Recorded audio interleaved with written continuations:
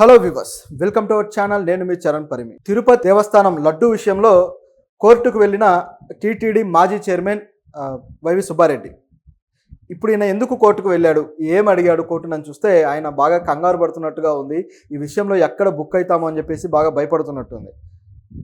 ఎందుకంటే ఆయన పెట్టిన పిటిషన్ కోర్టులో ఆ విధంగా ఉంది. సో ఇప్పటిదాకా వచ్చిన వార్తల్లో అత్యంత ముఖ్యమైన నిందితుడు ఎవరయ్యా అంటే ఒకటి వైవి సుబ్బారెడ్డి గారు, అలాగే ధర్మారెడ్డి గారు. సో వీళ్ళిద్దరే కీలకమైన నిందితులు, ఆ తర్వాత మిగతా వాళ్ళు. ఇది ఇక్కడ ఉన్న పరిస్థితి. అయితే ఇందులో భాగంగా ఎప్పుడైతే ఈ జంతువుల కొవ్వు ఇదంతా కలిసింది, కల్తీ అని చెప్పేసి గుజరాత్ నుంచి రిపోర్ట్ అయితే తెప్పించుకున్నారు. గుజరాత్లో ఉన్న ల్యాబ్లో దీని మీద టెస్టులు జరగడం జరిగింది. అక్కడ నుంచి రిపోర్ట్ వచ్చింది. సో ఆ రిపోర్ట్ని బేస్ చేసుకొని ఇప్పుడు వీళ్ళు ముందుకు వెళ్తున్నారు. ఇది ఒకవైపు జరుగుతూ ఉంటే మైసూర్లో కూడా ఒక ల్యాబ్ ఉంటే అక్కడ కూడా రిపోర్ట్స్ కోసం పెట్టడం జరిగింది, శాంపిల్స్ పంపించడం జరిగింది. కానీ అక్కడ టెస్ట్ చేసిన రిపోర్ట్స్ను మాత్రం వీళ్ళు కలెక్ట్ చేసుకోలేదు. సో ప్రభుత్వం ఎందుకు కలెక్ట్ చేసుకోలేదు అనే ప్రశ్న అయితే అలా ఉండిపోయింది. దీంట్లో కూడా భిన్న వాదనలు వస్తున్నాయి. అంటే గుజరాత్లో అయితే ప్రభుత్వానికి అనుకూలమైన రిపోర్ట్ వస్తుందా, గుజరాత్లో మోదీ గారు చంద్రబాబు గారికి జిగిరి దోస్తు కాబట్టి సో గుజరాత్లో వాళ్ళు అనుకున్నదే జరుగుతుందా, అనుకున్నట్టు రిపోర్టు సాధించగలరా అన్నట్లుగా మనకు ఆ సినారియో అయితే కనబడుతుంది. లేకపోతే మైసూర్ నుంచి ఎందుకు రిపోర్ట్ తెప్పించుకోవట్లేదు అనే ప్రశ్న అయితే ఉంది. అలాగే హైదరాబాద్లో కూడా ఉన్నాయి కదా, హైదరాబాద్లో కూడా టెస్ట్ చేయొచ్చు, కానీ ఇక్కడ ఎందుకు ట్రై చేయలేదు అనే ప్రశ్నలు అయితే ఉన్నాయి. సరే, ఇదంతా ఒక యాంగిల్ అయితే ఇప్పుడు ఆ రిపోర్ట్లు వచ్చాయి. మొత్తానికి ఆ రిపోర్ట్లను బేస్ చేసుకొని విచారణ కోసం ప్రభుత్వం ఆదేశించింది. ఎందుకంటే దానికి ఎవిడెన్సెస్ కావాలి కాబట్టి ఆ ఎవిడెన్స్ సంపాదించాకే విచారణకు ఆదేశించారు. విచారణకు ఆదేశించిన తర్వాత ఇప్పుడు ఆ జరిగే విచారణని ఆపేయాలి, ఈ విచారణ జరగడానికి వీలు లేదు అని చెప్పేసి వైవి సుబ్బారెడ్డి గారు కోర్టుకు వెళ్ళారు. సో హైకోర్టులో ఈయన పిటిషన్ వేశాడు. ఆ పిటిషన్ రేపు సోమవారం విచారణకు రానుంది. ఎందుకు ఈ విధంగా అడిగాడు, దానికి ఆయన చెప్తున్న కారణాలు ఏంటని చూస్తే అవి ఆసక్తికరంగా ఉన్నాయి.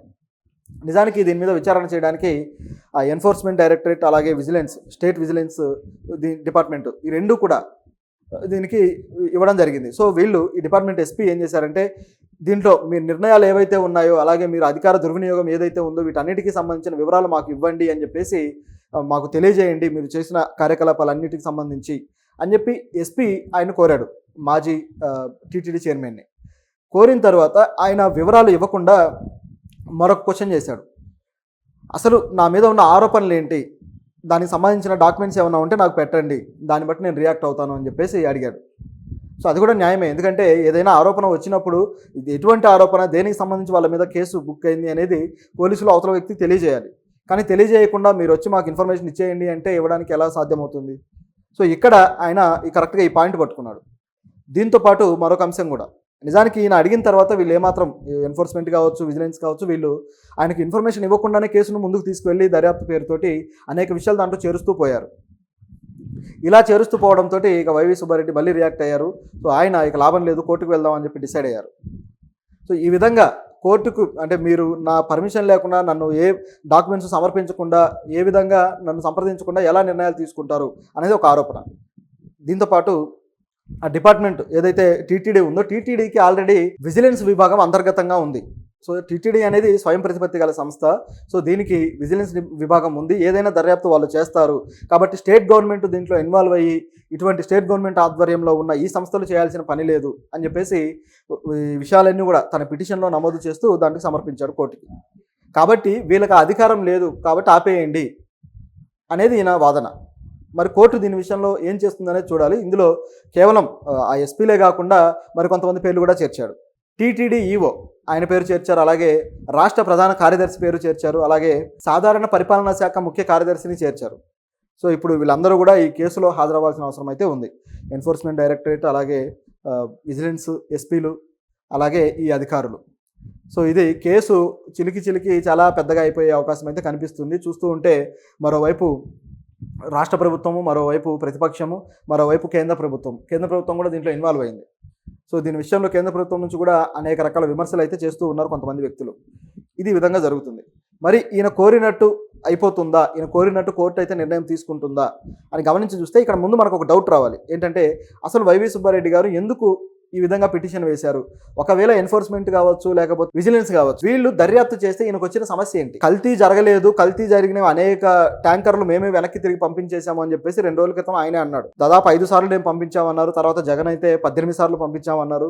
సో ఈ విధంగా చెప్పినప్పుడు కల్తీ జరిగేదాన్ని మేము అడ్డుకుంటున్నామనే సిగ్నల్ అయితే ఇచ్చారు. అయితే ఇక్కడ ఉన్న కల్తీ కేవలం వనస్పతి కల్తీయో లేకపోతే మరోటో కాదు.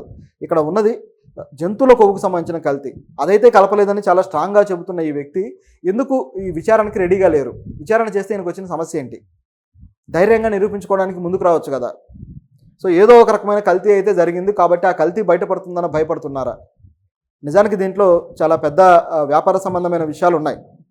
ఎందుకంటే అసలు కిలో నెయ్యి ఇంత తక్కువ ధరకి ఎలా వస్తుంది అని చెప్పేసి చాలా పెద్ద వాదనలు ఉన్నాయి. కిలో నెయ్యి ఇంత తక్కువకు రావడం అనేది సాధారణమైన విషయం అయితే కాదు. సో దీని విషయంలో ఏం జరుగుతుంది అనే క్వశ్చన్ అయితే ఉంది. ఎందుకంటే కేవలం 320 రూపాయలకి ఇస్తున్నారు. నిజానికి మార్కెట్లో కూడా 600 రూపాయలకు అమ్ముతున్నారు, బయట మార్కెట్లో విడిగా కొంటే కూడా. సో అంత రేట్లో ఉన్నది ఇక్కడ ఎలా తక్కువకు వస్తుంది అనే క్వశ్చన్ అయితే రావాలి కదా. సో మరి ఏంటి దీంట్లో ఏం జరుగుతుంది అనేది ఒక క్వశ్చన్ ఉంది. సరే, ఇప్పుడు ఈయన ఒకవేళ తను ఏదైనా తప్పు నిరూపించబడితే ఇప్పుడు ఈ వ్యక్తితో పాటు తమిళనాడు నుంచి ఏదైతే ఏఆర్ మిల్క్ ప్రొడక్షన్ కంపెనీ ఉందో ఆ కంపెనీకి కూడా శిక్షలు ఎదుర్కోక తప్పదు. ఎందుకంటే కేవలం ఇప్పుడు వీళ్ళు ప్రతి 6 నెలలకి కూడా ఇటువంటి టెండర్లు వేస్తూ ఉంటారు. ఇలా టెండర్లు వేసినప్పుడు ప్రతి 6 నెలలకి కూడా ఆ టెండర్లు పాడుకొని ఆ టెండర్లో ఓకే చేసుకున్న వాళ్ళు మాత్రమే ఈ నెయ్యి సప్లై చేయడం అనేది జరుగుతుంది. సో ఈ గవర్నమెంట్ వచ్చిన తర్వాత మొదట్లో ఢిల్లీలో ఉన్న ఆల్ఫా కంపెనీకి ఇచ్చారు. ఆ తర్వాత వచ్చేసి రీసెంట్గా గత 6 నెలల్లో మాత్రం తమిళనాడుకి సంబంధించిన ఏఆర్ ప్రొడక్షన్ అయితే చేసింది. సో ఇది ఇక్కడ ఉన్న పరిస్థితి. కాబట్టి ఈ సంస్థలన్నీ కూడా దీంట్లో ఇన్వాల్వ్ అయ్యి వీళ్ళందరూ కూడా కేసులు బుక్ అయ్యే అవకాశం అయితే ఉంది. ఇది ఒక వైపు ఉంటే మరోవైపు సిబిఐ విచారణ చేయించండి అని చెప్పేసి వైసీపీ డిమాండ్ చేసింది కూడా. మీరే డిమాండ్ చేసి మళ్ళీ మీరే ఎందుకు వద్దంటున్నారు అనేది ఇప్పుడు అర్థం కాని క్వశ్చన్. ఒకవైపు స్టేట్ గవర్నమెంట్కి సంబంధించిన సంస్థలు చేస్తేమో ఒప్పుకోవట్లేదు, కానీ సెంట్రల్ గవర్నమెంట్కి సంబంధించిన సంస్థలు అయితే చేయాలి అంటున్నారు. అది కూడా పూర్తి స్థాయిలో దాని మీద గట్టిగా మాట్లాడట్లేదు. కొద్దిగా డౌట్ఫుల్గానే ఉంది వీళ్ళ వ్యవహారం. సో ఇది ఇక్కడ పరిస్థితి. అయితే చంద్రబాబు గారు మాత్రం దీన్ని వదిలేలాగా లేడు, చాలా గట్టిగా పట్టుకున్నాడు. ఎందుకంటే ఆయన దీంట్లో మరొక లాభం ఏదో ఆశిస్తున్నాడు అనేది క్లియర్గా కనిపిస్తుంది. దీనికి సంబంధించి మనం వేరే దాంట్లో మళ్ళీ వేరే వీడియో చేద్దాం, ఆ చర్చ కూడా జరిగిద్దాం. ఇదిలా జరుగుతూ ఉండగా పవన్ కళ్యాణ్ గారు మధ్యలో ఇంకొక యాక్ట్ మొదలెట్టారు. అది ఈయన ఏం చేస్తున్నాడో, ఏం యాక్ట్లు మొదలెడుతున్నాడో అర్థం కాకుండా ఉంది. పరిపాలనకు సంబంధించిన విషయాల్లో కాకుండా ఇట్లాంటి విషయాల్లో ఆయన అగ్రెసివ్గా ఆయన నిర్ణయాలు తీసుకోవడం అనేది ఆశ్చర్యంగా ఉంది. ఇప్పుడు పవన్ కళ్యాణ్ గారు ఒక దీక్ష అయితే చేపట్టబోతున్నారు, ప్రాయశ్చిత్త దీక్ష అంట. అంటే ఇప్పుడు ఏడుకొండల వాడికి అపచారం జరిగిపోయింది వీళ్ళు చేయడం వల్ల, కాబట్టి దాన్ని కడిగేసుకోవడానికి ఒక ప్రాయశ్చిత్తం అనేది చేసుకోవాలని రాష్ట్ర ప్రభుత్వం నుంచి డిప్యూటీ సీఎం గారు ఇప్పుడు ఒక దీక్ష అయితే చేపట్టబోతున్నారు. ఎలక్షన్కు ముందు కూడా ఒక దీక్ష అయితే చేపట్టి ఆయన ప్రచారంలో భాగంగా పాల్గొన్నాడు, అవన్నీ మనకు తెలిసినవే. సో ఇట్లా దీక్షలు చేసుకుంటూ పోతే సమస్యలు తీరతాయా? సమస్యల విషయంలో ప్రభుత్వాల్లో ఉన్న అధికారులు, అత్యున్నత స్థాయి అధికారులు చేయాల్సిన పనులేంటి? పవన్ కళ్యాణ్ గారు బీజేపీ స్ట్రాటజీలు ఫాలో అయ్యి వాళ్ళ రాజకీయం చేయబోతున్నాడు ఏంటి అనే దానికి అసలు ఏం అర్థం కాకుండా ఉందన్నమాట, ఎందుకు ఈ విధంగా చేస్తున్నాడని. చేగువేరా బొమ్మ పెట్టుకొని సినిమాల్లో గొప్ప నినాదాలు ప్రకటించిన పవన్ కళ్యాణ్, కమ్యూనిస్టు నేతలతోటి కలిసి మా భావజాలం అంతా ఒకటే అని ప్రకటించిన పవన్ కళ్యాణ్ ఇప్పుడు ఎందుకు బీజేపీ రాజకీయం చేస్తున్నారు? ఆయన దీక్ష వల్ల ఏం ఒరుగుతుంది? మామూలుగా మాట్లాడుకుంటే అసలు పవన్ కళ్యాణ్ ఎందుకు దీక్ష చేయడం? తప్పు చేసిన వాళ్ళు కదా దీక్షలు చేసి ప్రాయశ్చిత్తాలు చేసుకోవాలి. సో ఇది పొరపాటు జరిగింది, దాంట్లో వందల కోట్ల రూపాయల అవినీతి జరిగింది అనేది క్లియర్గా తెలుస్తుంది. అంత తక్కువకి ఇస్తున్నారంటే ఏం బేరాలు మాట్లాడుకున్నారు, ఏం లాబింగులు జరిగాయి, ఇవి కదా చూడాలి. సో దీని మీద శిక్షలు వేయడానికి కమిటీలు వేసి, అలాగే కొత్తగా స్పెషల్ ఎవరైతే కమిటీలు ఉంటాయో వాటిని వేసి విచారణ జరిపించి రకరకాలుగా సొల్యూషన్ అయితే తీసుకురావాలి. అంతేగాని దీక్షలు చేస్తాము, పాపాలన్నీ కడిగేసుకుంటాము అంటే ఇది ఎలా ఉంటుందంటే ఒక విధంగా చేతులు దులుపుకున్నట్టే ఉందన్నమాట. సో మరి ఏంటి వీళ్ళ పరిస్థితి అనేది చూడాలి. బహుశా బీజేపీ నుంచి ఏమైనా ఆదేశాలు ఉన్నాయా, బీజేపీ నుంచి ఇవన్నీ స్కెచ్లా అనే డౌట్ కూడా వస్తుంది. సో చూద్దాం పవన్ కళ్యాణ్ గారు మరి తన యాక్టివిటీ విషయంలో ఏ విధంగా రియాక్ట్ అయ్యి ముందుకెళ్తాడనేది. కేవలం ఇట్లా ట్విట్టర్లో యాక్టివ్ పెట్టుకోవడాలు, ట్వీట్లు చేయడాలు, ఇటువైపు చూస్తే ఇలాంటి దీక్షలు చేపట్టడాలు కాకుండా ప్రజల్లో దానికి సంబంధించిన భయాందోళన పోగొట్టడానికి చర్యలు తీసుకుంటే బాగుంటుంది. మరోవైపు చూస్తేమో విజయవాడ వరదల్లో మాత్రం అడ్రస్ లేడు, నేను వస్తే గందరగోళం జరిగిపోతుంది అని చెప్పేసి తప్పించుకున్నాడు. ఇటువైపు చూస్తేమో ఇటువంటి ఏదైతే రిచువల్స్కి సంబంధించి ఉన్నాయో వీటిల్లో మాత్రం దీక్షలు చేపట్టడాలు ఇవన్నీ జరుగుతున్నాయి. సో ప్రజా పరిపాలనకు సంబంధించి ఆయన ఎందుకు యాక్టివ్గా ఉండట్లేదు? చంద్రబాబు గారు చేసే వ్యాఖ్యలు ఈ మధ్యకాలంలో హైలైట్ అవుతున్నాయి. ఆయన పరిపాలన విషయంలో ప్రజల్లో ఎక్కువగా ఫోకస్ అవుతూ ఉన్నాడు. నిజానికి పవన్ కళ్యాణ్ గారికి రావాల్సిన క్రెడిట్ కూడా రావట్లేదని చెప్పేసి మరోవైపు జనసేన నేతలు, జనసేన అభిమానులు కూడా ఫీల్ అవుతూ ఉన్నారు, ఎందుకు ఈ విధంగా జరుగుతుంది అని.